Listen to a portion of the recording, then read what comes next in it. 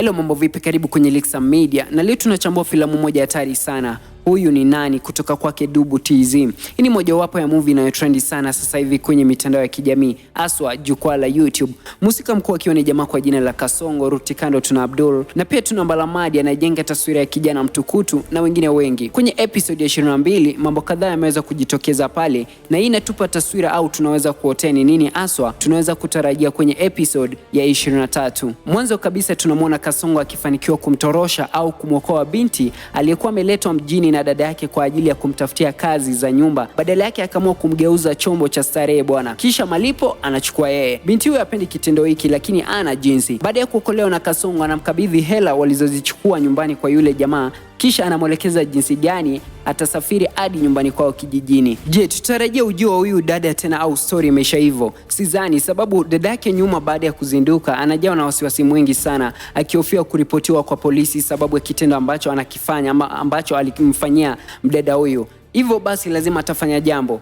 Kwenye upande mwingine tunampata Mbalamadi, kijana asiyekuwa na heshima, hata amepagawa na maisha ya nje na kubali hali yao ya kichochole. Hivyo anapanga njama ya kumtia babake mzazi matatizoni ili aweze kurudi kuishi kwa Abdul, kwa sababu huko anapata kila anachokitaka yeye, au basi hali ya maisha ni nzuri. Tunamwona akitembelea wauni ambao baada ya kusita wanamuuzia bangi bila kujua lengo lake ni lipi hasa. Anaipeleka bangi hiyo nyumbani kwao, kisha anaenda kuwaita polisi wamkamate baba yake mzazi kwa madai kuwa anauza bangi na kuharibu watoto. Baada ya hapo anaishi kurudi kwa Abdul, hivyo kufanikisha lengo lake.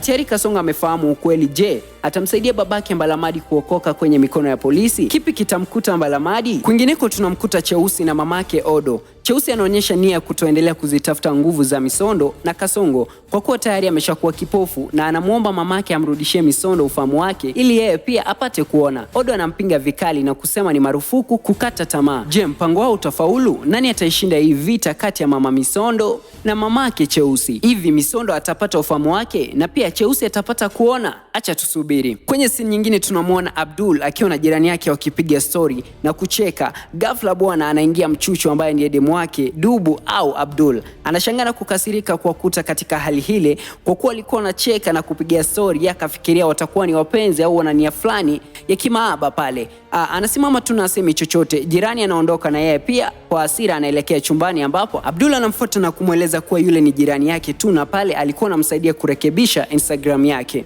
Anaomba msamaha kisha mambo yanakuwa sawa. Kulingana na mambo yanavyokwenda, hii chemistry ya Abdul na jirani yake ni kubwa sana, na tunatarajia kuwa hapo mbeleni kadri movie inavyosonga huenda watakuja kufall in love au watakuja kuwa wapenzi. Na vipi kuhusu Mchuchu? Manake Mchuchu mwenyewe tayari ashaanza kuhisi anampenda Abdul, manake anahisi ana wivu ndani ya roho yake. Je, ataruhusu ili litokea? Ataruhusu jirani ya fall in love na Abdul? Na je, mishoni yake ya kumuoa Abdul itaendelea au ataiacha basi? Bwana we, acha tuisubiri episode ya 23 na zaidi ili kupata majibu ya maswali yetu. Hii movie ni kali sana aisee, wahusika wanajua ni nini wanachotakiwa kufanya, script ni nzuri na imejaa mafunzo kemkem. Anyway, yepi maoni yako au matarajio yako kwenye hii series ya Huyu ni Nani? Hebu dondosha hapo kwenye comment section, pia usisahau kulike na kusubscribe kwa maudhui zaidi. Siku zote ni Lixa Classic na hii ni Lixa Media. Bye bye.